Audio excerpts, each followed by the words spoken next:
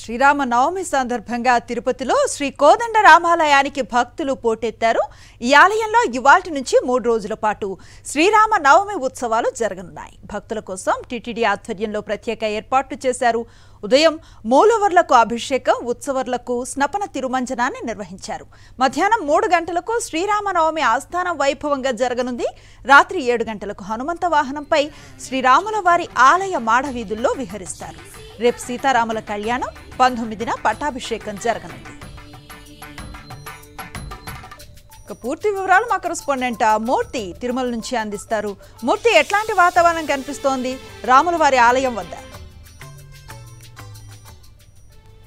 అనుశ్రీ, నిత్యం గోవింద నామస్మరణతో మారుమోగేటువంటి temple city Tirupati నగరం శ్రీరామ నవమి సందర్భంగా కలియుగ ప్రత్యక్ష దైవం తిరుమల వెంకటేశ్వర స్వామి పాద పద్మాల చెంత ప్రస్తుతం త్రేతాయుగ పురుషుడు శ్రీరామచంద్రుడు అయినటువంటి శ్రీరాముని నవమి వేడుకలు అంగరంగ వైభవంగా జరుగుతున్నాయి. ప్రస్తుతం మనం తిరుపతిలో ఉన్నటువంటి కోదండ రామస్వామి ఆలయం వద్ద నవమి వేడుకల సందర్భంగా కోదండ రామస్వామి ఆలయానికి పెద్ద ఎత్తున భక్తులు తరలి వెళ్తున్నటువంటి పరిస్థితి కనిపిస్తోంది. ఆలయంలో ప్రత్యేకించి జాంబవంతుడు ప్రతిష్ఠించినటువంటి ఈ యొక్క కోదండ రామస్వామి ఆలయానికి ఒక విశిష్ట ప్రాధాన్యత ఉంది. త్రేతాయుగ పురుషుడు శ్రీరామచంద్రుడి నవమి ఉత్సవాలు టీటీడీ ఆధ్వర్యంలో ఇక్కడ అంగరంగ వైభవంగా జరుగుతున్నాయి. స్వామి, ఇక్కడ నవమి ఉత్సవాలు ఏమేమి ప్రత్యేకత, ఏం జరుగుతున్నాయి? స్వామివారి శ్రీరామనవమి ఉత్సవం అత్యంత వైభవంగా జరపబడుతుంది.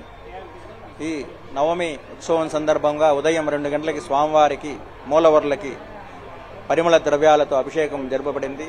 ఈ సేవలో పెద్ద జీయంగారు స్వామివారు, చిన్న జీయంగారు స్వామి గోష్ఠి పాల్గొని ప్రబంధ సాత్మనలు జరుగుతుండగా అభిషేకం వైభవంగా జరపబడింది. దాని తర్వాత ఇప్పుడు 8 గంటలకి స్నపన తిరుమంజనం 6 బయట అందరూ చూసే విధంగా జరపబడుతోంది. మధ్యాహ్నం 3 గంటలకి శ్రీరామ జనన పురాణ ప్రవచనమైన కార్యక్రమం జరపబడుతుంది.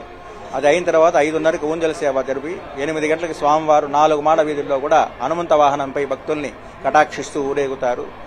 ఈ శ్రీరామనవమి రోజున విశేషంగా మనం స్వామివారికి వడపప్పు పానకం చాలా ప్రీతికరమైనది. ఇది మనకు పెద్ద ఖర్చు కూడా కాదు. కొద్దిగా వడపప్పు పానకం స్టవ్తో కూడా పనిలేదు.